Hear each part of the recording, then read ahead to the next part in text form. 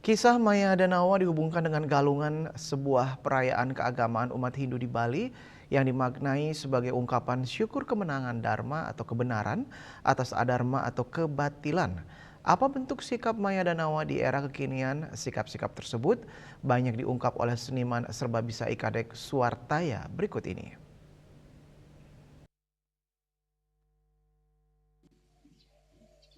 Dulu Maya Danawa digambarkan sebagai seorang raja zaman Bali kuno yang berkeraton di Bedah Hulu. Pada masa pemerintahannya, masyarakat Bali digambarkan hidup dalam nestapa lahir batin. Maya Danawa dilukiskan sebagai penguasa yang bengis, angkuh, adigang, adigung, durjana, angkara murka. Penerus dari Raja Jayapangus ini melarang rakyatnya menggelar ritual keagamaan. Kuil-kuil pemujaan kepada Tuhan dihancurkannya.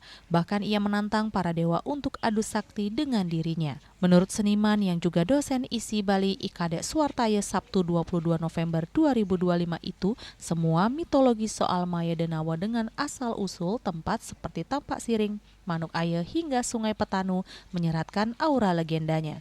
Begitu hebatnya kesaktian Maya Danawa yang dapat berubah wujud menjadi segala yang diinginkannya bagai tuturan dongeng. Namun terlepas dari sejumlah interpretasi perspektif historis, filosofis, teologis hingga sosiopolitis terhadap bayang-bayang kisah Maya Danawa, untayan fakta empiris menunjukkan keberadaannya yang tidak maya dalam puspa ragam kesenian. Jika dikaitkan dengan masalah kekinian dan teknologi jagat maya sekarang, Maya Danawa bisa dikaitkan menjadi maya berarti antara ada dan tiada, dan Danawa adalah setan. Mungkin kini adalah era kesempatan setan bergentayangan mengimingi godaan menyesatkan, menyeringai, mengumbar, teror dengan tujuan memecah belah kerukunan umat. Berdasarkan sumber-sumber semi sejarah yang di Bali disebut dengan Babad, Maya Danawa adalah seorang raja zaman Bali kuno yang berkeraton di Bedah Hulu, kini disebut Bedulu di Kabupaten Gianyar. Pada masa pemerintahannya, masyarakat Bali digambarkan hidup dalam nestapa lahir batin. Maya Danawa dilukiskan sebagai penguasa yang bengis, angkuh, kejam, adigang adigung, durjana angkara murka. Dikisahkan penerus dari Raja Jayapangus ini melarang rakyatnya menggelar ritual keagamaan.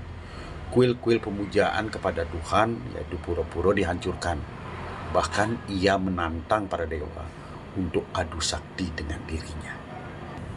Sampai sekarang, kisah Maya Danawa yang dikaitkan dengan perayaan Galung ini masih bersemayam dalam alam pikir masyarakat Bali. Apakah itu dalam tradisi mendongeng, dan terutama ditransmisikan dalam seni pertunjukan Bali. Misalnya dapat kita lihat dalam teater topeng sebagai sebuah seni pertunjukan tua Bali yang sangat lazim mengangkat lakon Maya Danawa. Drama tari yang menggunakan tapel yang lakon-lakonnya selalu berorientasi pada umumnya dari sumber Babad ini menggambarkannya sebagai dedya, figur setengah manusia dan setengah raksasa. Kadek Suartaya yang juga penulis dan pemerhati seni budaya ini menegaskan mitos Maya Danawa hidup sepanjang zaman, bahwa nafas setan, kekerasan, dan ketidakadilan selalu ada di setiap zaman. Demikian juga solusinya soal menegakkan kebenaran juga ada sepanjang zaman. Robinode ini selalu berdampingan, tinggal manusia yang dibekali manah untuk bisa wiweke dan diatmike, yakni cerdas, menentukan pilihan sesuai ajaran agama Hindu.